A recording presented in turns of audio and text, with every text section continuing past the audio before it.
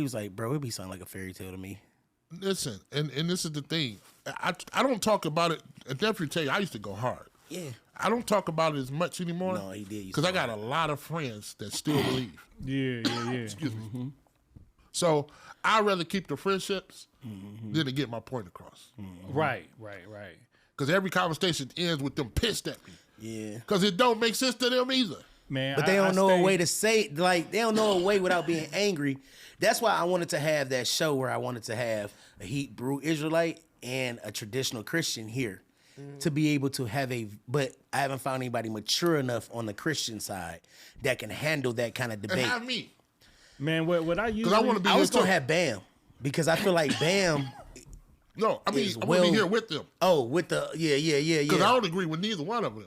And right, so and what I look at and what I usually try to give is evidence. What I usually try to give is evidence when I'm having these conversations with like somebody like you said that's like still knee deep in it. I try to like make them look like, do you realize it's somebody that never was introduced to religion at all, and they're living life just like you are. You know what I mean? Minus the somewhat like superstitions and in the guilts and all that. We just talked about this like on a few episodes back about I said that how religion can like delay people's lives. You know what I mean? Because people will go and they will place like you need the button. You need the button for this episode. Go ahead. They will place the responsibility in a way on God of what they're not doing, and they'll say that they've been waiting on Him.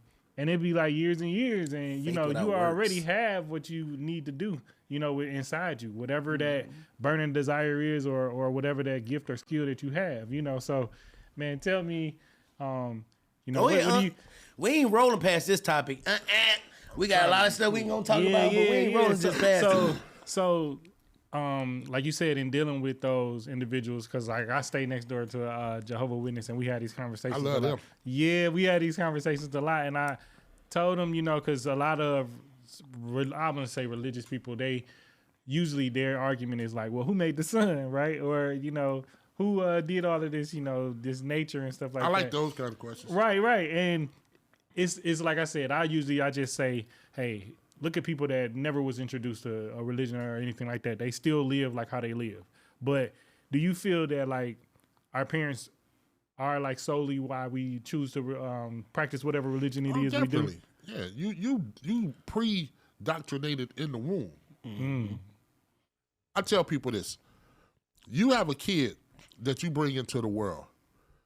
Soon as that child is brought into the world, you feel like you need to rededicate this child to God. This child ain't committed no crime, no sin, ain't cussed, ain't stole, and they're not worthy at the point of birth and got to be rededicated back to God. Mm-hmm. Right. The most Satan did was drunk some milk out of titty.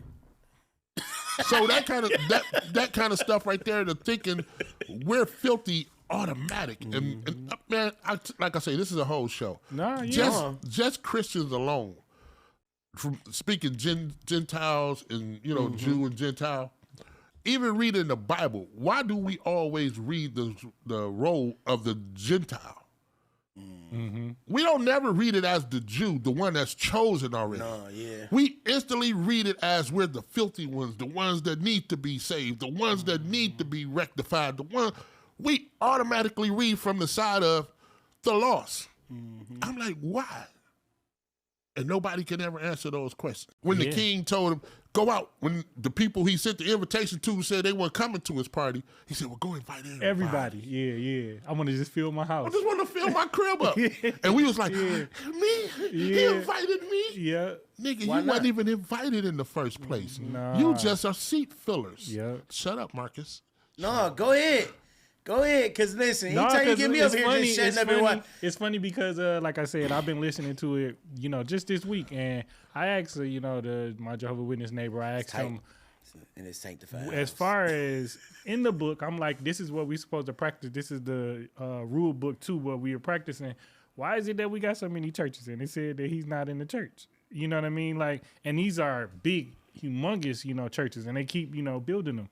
And it's funny because I know that, like you said, as you started to really listen to it, it started to make me nervous because I'm like, man, people that have a if you just practice on how to like, speak this, you can go and manipulate anybody. You know what I mean? Listen here, anybody. And this is the thing for me. I went to a phase where I thought I was losing my mind. Because now, his daddy, anybody can sit at this table. I could quote the scriptures with the best, when I say the best of them. But when I started waking up in the morning with all these questions, I literally thought I was losing my mind. I started having sessions with pastors so they could help me. I'm thinking, yo, y'all got to help me. I feel like I'm going crazy. But they started coming to me, wanting to sit down with me because of the questions they couldn't answer. And it wasn't like me, I want to show them up. I really want somebody to tell me, yo, what's going on? So then I started being the one that people started looking down on. The one that people, he's this, he's an atheist. Because anytime a Christian can't answer your question, they got to label you to make themselves feel better. He's an atheist. He's a non-believer. He's a such and such. Then I was like, actually, I'm happy I'm not a Christian.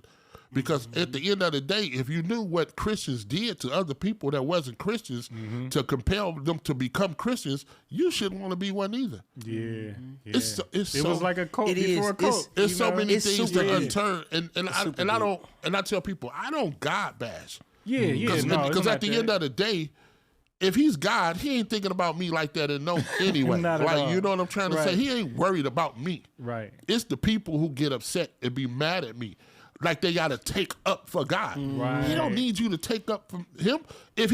God know exactly what to do to make Marcus believe. I don't know if y'all understand what I'm saying. No, I'm he can come to you directly. directly. He know exactly what to do to make me believe.